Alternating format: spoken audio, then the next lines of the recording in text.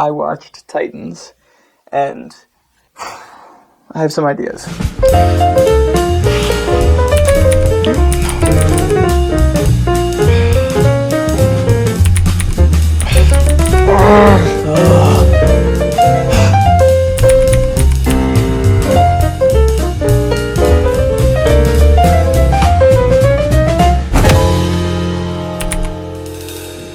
Hey guys, welcome to my bathroom and the first episode of Third Round Draft, where I'm going to rewrite a few series and movies just as practice to see how I would have done them differently. And for our very first ever episode, we have a little bit of a doozy because I watched Titans and I have some ideas. So in all fairness, I'm sure DC gave them a few stipulations, so I'm giving myself a few caveats as well when I'm going into this. First, it does have to be around the same kind of type of themes, although I will say it's kind of hard just because I'm not entirely sure what they're trying to say at this point, having watched both seasons.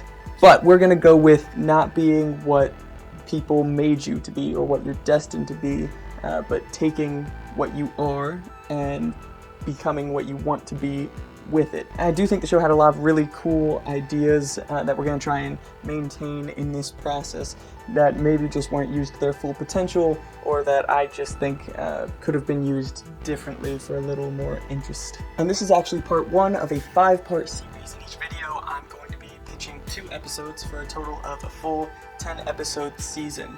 And lastly, before we get started, if you are a fan of this show, please do not freak out just because I'm saying a few things different. This is just to practice my writing and pitching, and hopefully it'll be kind of fun for you guys too. So, with all that said, let's get to it, alright?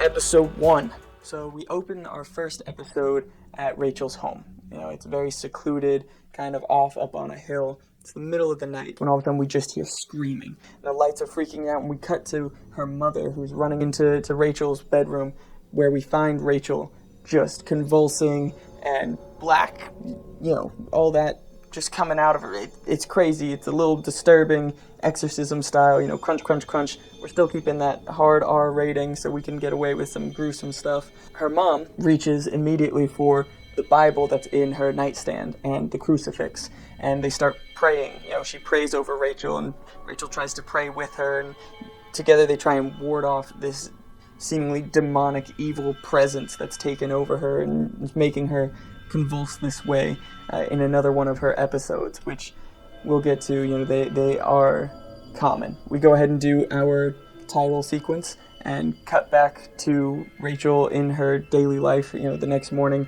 and we can kind of tell this is sort of a Carrie-inspired situation, and they're having breakfast when Rachel mentions that her 13th birthday is coming up tomorrow, and she mentions some of the new stuff that's going to be at the carnival, because every year her mother takes her to the carnival. It's one of the few times she gets to be out and about among the general populace. It's one of her favorite places in the world, if not her favorite place.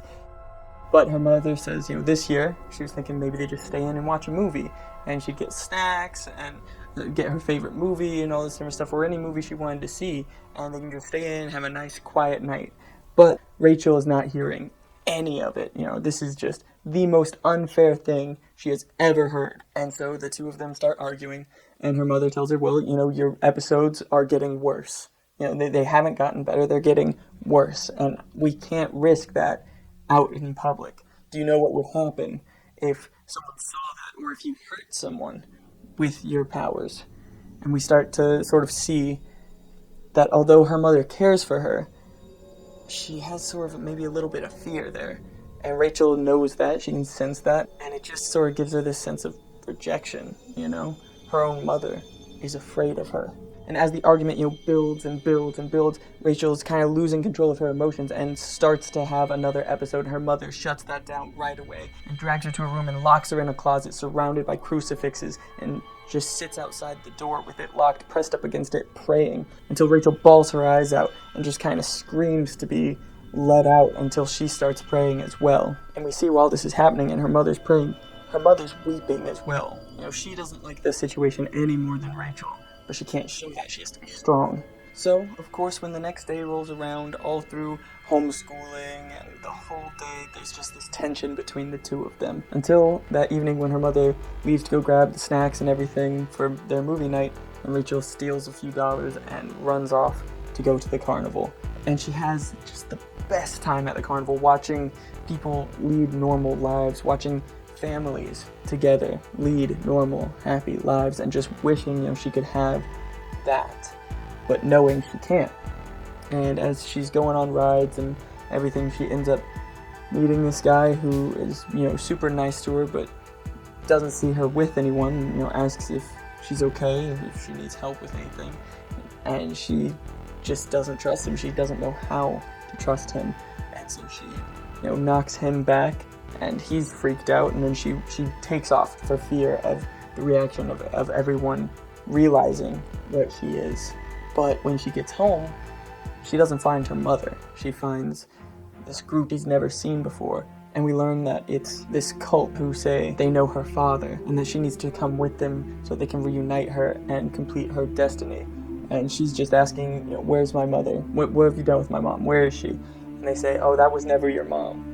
She was just looking after you, but that is not your mom. She never cared about you. She's the one who brought us here. She's the one who said we could take you back to your father. She doesn't care about you. And Rachel is just destroyed. And they see her, crying, thinking that they've already won. And so they come to console her and lead her out of the house when she just blows up. And we're talking powers going crazy.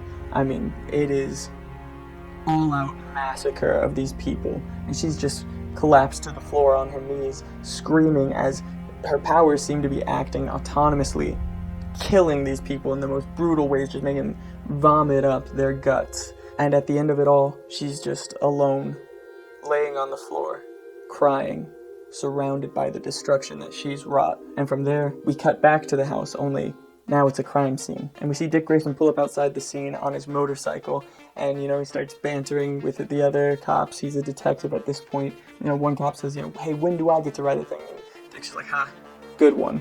And he's like, oh, come on, it's just a bike. Another cop lets him know, no, I mean, that's his baby. That bike is Dick Grayson. And, Dick in general is kind of jovial, but distant. He's joking around with the cops. He's got a good relationship with them, but no one really knows him. He won't let them. And in fact, there's another detective who's made it very clear that she's interested in him and is very flirtatious with him. And while Dick is nice, he definitely skirts those advances. So the female officer starts running through the case with Dick, and they're looking at the bodies, and it's like nothing they've ever seen. I mean, these people have been literally ripped from the inside out. And, she mentions to Dick, we still haven't been able to find the kid yet. And immediately, Dick's attention is on the child. Did she see any of this? Well, dispatch told us it was called in by a young girl, so probably. Shit. Dick is just mortified at the concept of that. And he starts going through the house, looking for more information. He goes upstairs, and he sees in the mother's bedroom, the mother's been tied up to a chair, held down with duct tape on her mouth, but she's been killed the same way. He goes in and he sees a picture on the mother's dresser of the two of them, of Rachel and her. And then he notices across the hallway in Rachel's room that the chest of drawers are ajar. So he goes and he starts searching for clues, seeing that, okay, things are missing. Starts searching the room rapidly, opens the closet and finds all those crucifixes in that shrine, sort of that safe space that the mother had created and locked her in. And he immediately charges downstairs and calls up dispatch and tells them to set out a BOL, everyone be on the lookout at any nearby churches to the house. He's running out to his bike, and as he gets outside, he looks around and realizes how secluded the house is. There aren't really any other homes around here. It's separated from the rest of society, seemingly. So he asks a nearby officer, what's the closest church to here that's separated from everything else? And we cut to a church, just a few people inside there, and Rachel is back in the corner, hiding in the shadows. When Dick pulls up on his motorcycle and comes into the church, and he looks around at the few people who are there, no one really looking like the photo he saw. But then he sees that young girl in the corner. And he keeps his distance, stays on the other side of the church, And as the church clears out, she moves to the altar and gets on her knees and begins to pray. So Dick begins to move a little bit closer. But she notices, goes to the confessional, but Dick follows. He enters the confessional, and the two begin to have a conversation. She's asking, why are you following me? And he says, I'm just here to help you. Do you want to talk about what happened? And Rachel's guard is all the way up. She doesn't trust him. She's like, I know you're just here to hurt me. You aren't here to help me. That's what everyone says until they see what I am, who I am. And she tries to run off, and Dick follows her out of the confessional. He says, hey, I'm not here to hurt you. He takes his gun out of his holster and shows her it's not even loaded. He tosses it aside. He says, I just want to talk. She looks at him. She can tell he's telling the truth, that he cares. But she doesn't know how to make that first step. He says, I think I understand what you're going through. I lost my family too, and I think I could help you. And she says, you can't help me. You don't know what I am. And as, they talk and her emotions build, they start to get into a little bit of a dispute, and he could see her eyes changing, and her hands, this starts to be sort of a darkness coming out of them, and he says, you're right. I've never seen anything like what I saw back there. But I will do everything in my power to keep you safe and to help you move on from this. Just let me help you. And Rachel begins to calm down. The two of them sort of bond as Dick explains, I know what it feels like, but I think I can help you. So Rachel goes with him in the car, he offers her snacks, they kind of bond a bit. They get to the station, and right as they get there, the chief of police tells Dick, okay, it's out of our hands. Dick's like, what do you mean it's out of our hands? We just got the case. And he says, a government agency came in, they have higher jurisdiction over us. And Dick says, on what ground? What jurisdiction? He says, I don't know. Okay, I'm in the dark on this too. It's over my pay grade, but there's nothing I can do. And Dick says, no, this is wrong. This is wrong. It doesn't follow the normal procedure. What's going on? And the chief of police directs him to Amanda Waller and their group. He says, you want answers? Go talk to them. And so Dick does. He walks up and he says, hey, what's going on? What do you mean you're taking this case from us? And Waller tells him, we're with Cadmus. We're a very particular government agency that specializes in cases with these sort of extenuating circumstances. Don't worry, we have plenty of resources. We'll be able to take care of Rachel and get her the kind of help she actually needs. And Dick is a little distrustful, but at the end of the day, there's nothing he can do. So they let him go talk to Rachel, and he tells her, hey, the case has been transferred over, but this organization seems to have the kind of connections that you need, and they're going to take care of you. So, I guess this is where we say goodbye. And Rachel goes with Cadmus because she trusts Dick. And she asks him, this is where I can go get help. He says yes. And he sends her off with him. And as they're leaving, that female officer comes up and she calls him out on it. And she says, what was that?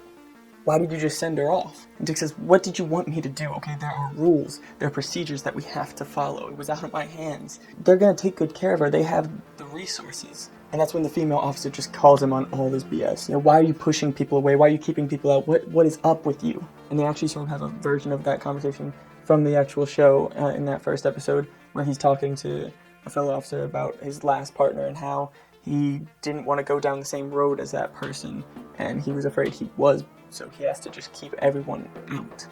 But after that conversation, we see Dick back in his apartment, and he's pacing. He's trying to get over this, but something just doesn't feel right. So he goes online and he tries to search up some information about this agency. He can't find anything about Cadmus. There's no record of them anywhere, and how he's really feeling uneasy. Who did he just hand Rachel off to? And he paces more. He doesn't know what to do, so he takes out his phone. But he doesn't want to make that call. And with all the reluctance in the world, he finally dials. And he picks up the phone, and he says, hey, I know it's been a while, but I need your help. And we end the episode cutting to the two of them meeting, and she rolls out, hey, it's Barbara Gordon. Now, I will say, I am casting Minka Kelly as Barbara Gordon in my version because I think she does an awesome job in the show, but I just have nothing to do with Hawk and Dove, so they're going to be taken off the team. Alright, moving right on to episode 2. So this episode, we're going to be with Rachel inside of Cadmus, and at first it all seems great. I mean, it's almost like a youth center, they got video games and movies and tons of people all like her. They tell her that all of these people here, they all have special abilities like you. And at first she's surprised, how would you know it? And Waller tells her, yep, we know, we know, and it's okay. Everyone here is like that. This is a place where we can all get better together and how we can learn to harness those powers together. And Rachel does feel, more welcome, but she just doesn't trust Waller. She just gets this feeling, this sense about her. So the whole thing kind of puts her off just a little bit. But, she's going through the motions. She's trying, to fit in here. And at lunch, a boy sits with her. And it's Gar. And, he's immediately opening with a joke, and trying to get to know her. Why are you here? All of that. And she's just not that interested, honestly. But, Gar's he's not fazed at all. He tells her, hey, if you didn't like that joke, don't worry. I've got loads more where that came from. That's why I'm worried. And walks off. Good one. And follows right after her. And they sort of have, this banter similar to that as Gar shows her around the facility and introducing her to some of his friends there who all have powers. And he introduces them as friends, but none of them really seem all that close to Gar, honestly. They all seem really down, and they don't hide the fact that they hate this place at all, which really makes Rachel feel uncomfortable. But Gar, remains his bubbly self and just moves along with the tour. But Rachel, is picking up on the fact that everyone else, their powers are very clear. And she asks Gar, so why are you here? What's your power? What's wrong with you? And he goes, oh, nothing. Cadmus actually kind of saved my life. I was dying of a very rare disease, and his parents gave him to Cadmus, and they saved him. So he's been here pretty much his whole life, since he was about 8. But when he's telling this story, Rachel just sort of gets the sense that he's not telling the whole truth. And she calls him out on it. She says, but why are you still here? And Gar kind of tries to brush it off and keep a happy face, but it's evident, there is some pain back there. He doesn't like this place either. He's just trying to make everyone else happier. And that's when Waller comes in and calls Gar. It's time for another checkup. So Gar leaves her and tells her to find him later. So she starts looking for a way out. And she goes to talk to one of the other people. But they're just completely broken. And then she notices the scar along their neck. They can't speak to her. There's definitely something wrong with this place. That's when another one of the people there tells her, are you that new person? She says, yeah, I just got in this morning. They're like, oh no, not you then. This person's been here just a few months. And we don't know what they do, but it must be something crazy. Because Cadmus hasn't let them be with the general population. They've kept them in isolation. No one knows what they're doing to them. But it can't be good. And now back with Dick and Barbara Gordon, they're now researching on Barbara Gordon's computer, trying to figure out more about Cadmus. And they're doing it with her computer because she still has access to all of the Wayne Tick back computer access codes and files and programs. But we learn Dick doesn't. He's been completely locked out since his falling out with Batman. But Barbara still has a pretty good relationship with Bruce. And when Barbara tries to help, by kind of prodding and trying to repair that relationship, he immediately turns on her. Batman is just a horrible person. And after the people he's killed, Dick doesn't want anything to do with him. But they're researching, and they start finding out what Cadmus is, really, which is a government research facility on superpowered people. People that Dick and Barbara didn't even know existed. Dick had literally never seen anything like this in this world. There aren't, Superman and Flash and Wonder Woman, at least publicly. No one knows about these superpowered people. These are the first ones that they've ever come into contact with personally. And now they're learning there are all kinds of superpowered people out there. But Cadmus has been researching on them to try and weaponize those abilities for the government and keeping them locked away in this facility. And Dick is mortified that he handed off Rachel to them. And now his goal is just to break in and save her, but you know, he's trying to think of how he can do it, and you know, he doesn't have the same resources when he was Robin. And Barbara says, you know, I've got the spare Robin suit. He looks and he's like, you know, I can't. I swore I'd never put that back on. I'm not. She's like, you have to save them. I mean, you can't go in there guns blazing just yourself. And he looks at it and knows she's right. He has to put it on. But back at Cadmus, Rachel meets back up with Gar, who just seems depleted and hurt, but he's still positive. You know, she asks, are you okay? You know, I can tell you're not 100%. He's like, no, I'm good. I'm all good. We're ready to go. And she tells him what she heard about this new prisoner. And Gar says, oh, you know, those are just rumors that people pass around. Everyone says stuff like that all the time, but it's never true. And she said, I think it is, you know. They weren't lying. I can tell. Like, how do you know? She just says, I know they weren't lying. We have to find them.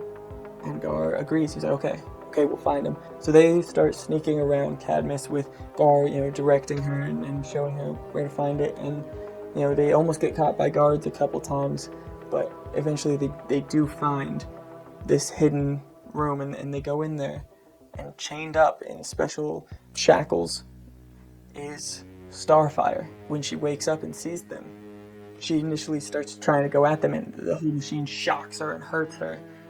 It's draining her. And Gar and Rachel, you know, look at each other and immediately run over, start trying to rip her out of the shackles, but they can't get them off, and until Gar, you know, turns a little green. He's hiding it from Rachel and from Starfire, and you can just pull it off slightly, and Starfire bursts out, and immediately she's ready to attack the two of them, but she looks at their faces and sees how scared they are, and then she hears the feet coming out and just starts blasting at them. And now it's the three of them on the run from the rest of Cadmus, trying to break out of the facility. And you know, they're all running around. Rachel is just trying to hold her powers in with her emotions going crazy, and Gar isn't using any of his powers, you know, just notably being a normal person, just trying to think things through. Starfire's the only one really, you know, just blasting at people and all that, but it doesn't look good for him. It doesn't look like they're gonna get out until Robin busts in, and he just starts cracking heads open, kicking butt, taking names, and saves them. And just like in the show, Gar has that reverence for Batman and Robin, you know, superheroes. The only superheroes people actually know of. And he's like, wow, you know, Robin's right here.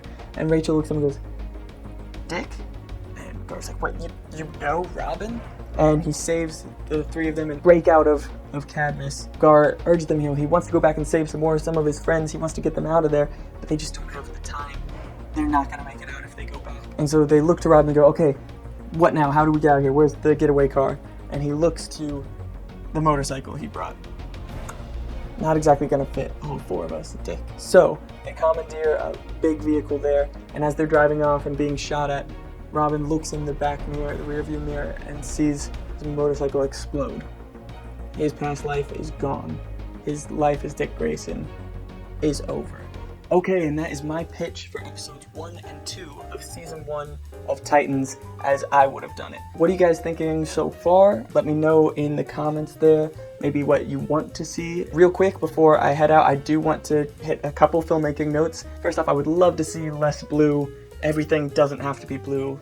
Oh, it's so blue. I think the title sequence, it would have been really cool. I know they're trying to distance themselves from the whole Teen Titans cartoon, but that's what I grew up with. That's all I really know. So I would love to see like an orchestral version of the theme.